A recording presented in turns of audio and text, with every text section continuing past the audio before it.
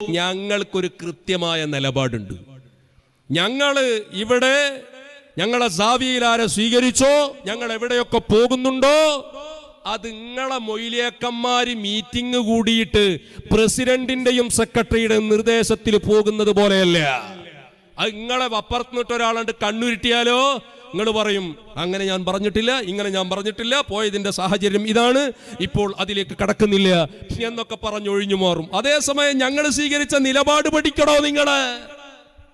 ഞങ്ങൾ എന്താ പറഞ്ഞത്? ഞങ്ങൾ വളരെ വ്യക്തമായി പറഞ്ഞു, ഒരു ഇസ്ലാമിക വിശ്വാസി എന്ന നിലക്കും ഒരു പരിപൂർണ ഇസ്ലാം ഉൾക്കൊണ്ട് ജീവിക്കുന്ന ഒരു മുസ്ലിം എന്ന നിലക്ക്, അതോടൊപ്പം ഒരു ഭാരതീയൻ എന്ന നിലക്ക്, രാജ്യം ഭരിച്ചുകൊണ്ടിരിക്കുന്ന പ്രധാനമന്ത്രിയുടെ പ്രതിനിധി ഞങ്ങളുടെ ശൈഖുനയുടെ സവിധത്തിലെത്തി ഞങ്ങളെ സാവിയ സന്ദർശിച്ചത്, അത് വളരെ വ്യക്തമായി അതിനുശേഷവും ഞങ്ങൾ പറഞ്ഞു, അത് കൃത്യമായി ഇന്ത്യ രാജ്യത്ത് ജീവിക്കുന്ന ഒരു പൗരൻ എന്ന നിലക്കും ഒരു മുസ്ലിം എന്ന നിലക്കും ഞങ്ങൾ ചെയ്തത് 100% ശരിയാണ്, ഞങ്ങൾ അതിൽ ഉറച്ചു നിൽക്കുന്നു എന്ന് ഞങ്ങൾ പറഞ്ഞു.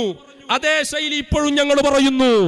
ഞങ്ങൾ ആരുടെയൊക്കെ അടുത്ത് ചർച്ചക്ക് പോയിട്ടുണ്ടോ, കൂടിക്കാഴ്ച നടത്തിയിട്ടുണ്ടോ, ഇന്ത്യ രാജ്യത്ത് ജീവിക്കുന്ന ഒരു മുസ്ലിം എന്ന നിലക്ക്, ഇന്ത്യയിലെ ഒരു പൗരൻ എന്ന നിലക്ക് ഞങ്ങൾ ആ ചെയ്തതിൽ ഉറച്ചു നിൽക്കുന്നു.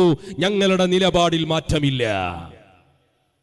ഇനി ധൈര്യം ഉണ്ടെങ്കിൽ ഔദ്യോഗികമായിട്ട് ഈ കുഞ്ഞാടുകളെ ഫേസ്ബുക്കിലും വാട്സപ്പിലും ഇറക്കുന്നതിന് പകരം തന്റെ ത്രാണിത്തള്ള ആണത്തള്ള AP സമസ്തയിലെ നേതാക്കളുണ്ടെങ്കിൽ ഔദ്യോഗികമായി ഒരു സ്റ്റേറ്റ്മെന്റ് ഇറക്ക്.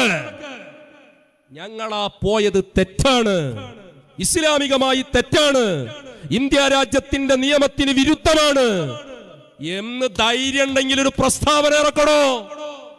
കർട്ടന്റെ പുറകിലിരുന്നിട്ട് കുഞ്ഞാടുകളെ കുരങ്ങ് കളിപ്പിച്ച് ആളുകളെ തെറ്റിദ്ധരിപ്പിക്കാൻ ശ്രമിച്ചാൽ നിങ്ങളുടെ ഓലപ്പാമ്പ് കണ്ട് പേടിക്കുന്നവരല്ല മശായിഖന്മാരുടെ മക്കൾ.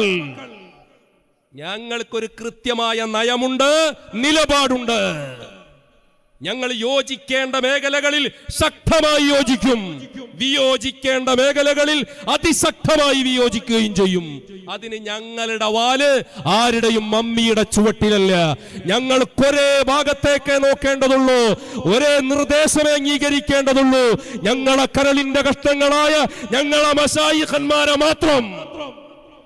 അതിന്റെ അപ്പുറത്തേക്ക് ഒരുത്തനെയും ഞങ്ങൾക്ക് നോക്കേണ്ടതില്ല.